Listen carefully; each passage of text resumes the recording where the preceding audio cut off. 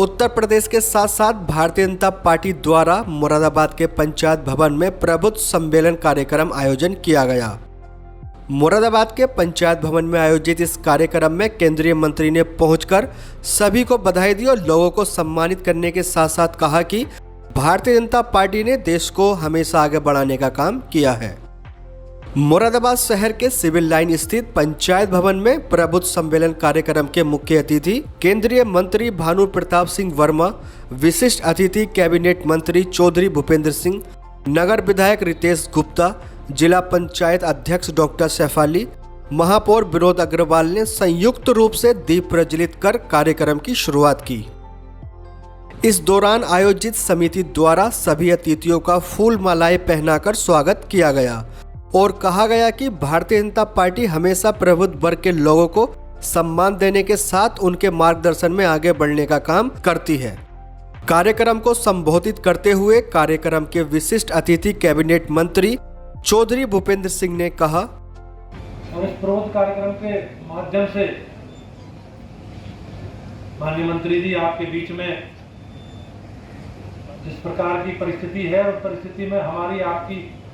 मैं तो प्रबुद्ध नहीं हूं, आप सबकी क्या भूमिका है उसके बारे में जानकारी देंगे। इस प्रकार की परिस्थिति है, परिस्थितियों में जितने भी लोग राजनीतिक दलों के लोग हैं, सामान्यतः उत्तर प्रदेश में सपा, बसपा, कांग्रेस यही प्रमुख दल हैं। तो पिछले 4.5 वर्षों में उत्तर प्रदेश की सरकार में माननीय योगी जी के नेतृत्व में और भारत सरकार में आदरणीय नरेंद्र मोदी जी के नेतृत्व में 2014 से आज 21 तक लगभग 7 वर्षों में जो काम किए हैं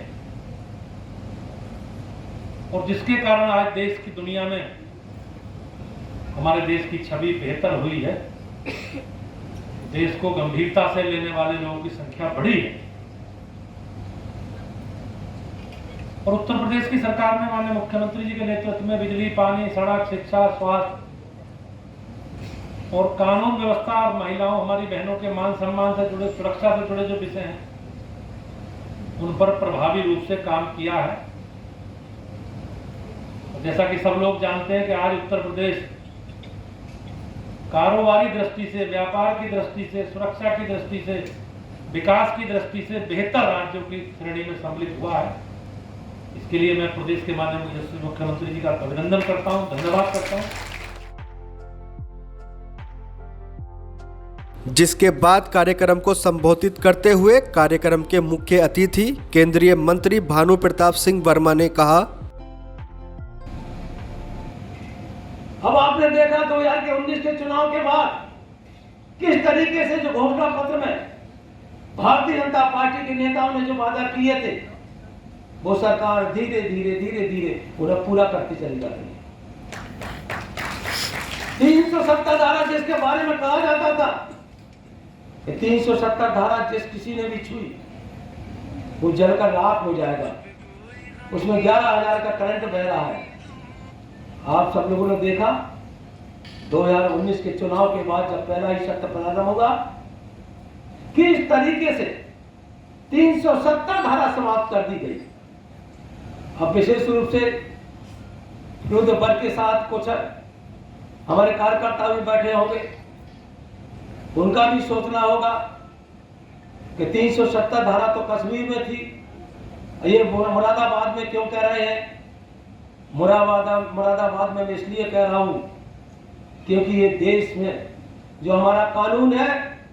वो कम जम्मू कश्मीर में लागू नहीं होता था और विशेष रूप से मुरादाबाद का कोई भी भाई, कोई बंधु, कोई बहन यदि जम्मू कश्मीर में जाकर 10 बाई 10 की जमीन खरीदना चाहे तो वहां 10 बाई 10 की जमीन नहीं खरीद सकता था, लेकिन वहां का नागरिक मुरादाबाद में आके जितनी जमीन चाहे, जो चाहे खरीद सकता था, रह सकता था। विशेष रूप से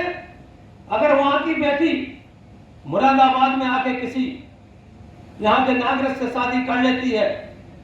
तो उसकी पैतृक संपत्ति जो उसकी पिता की होती थी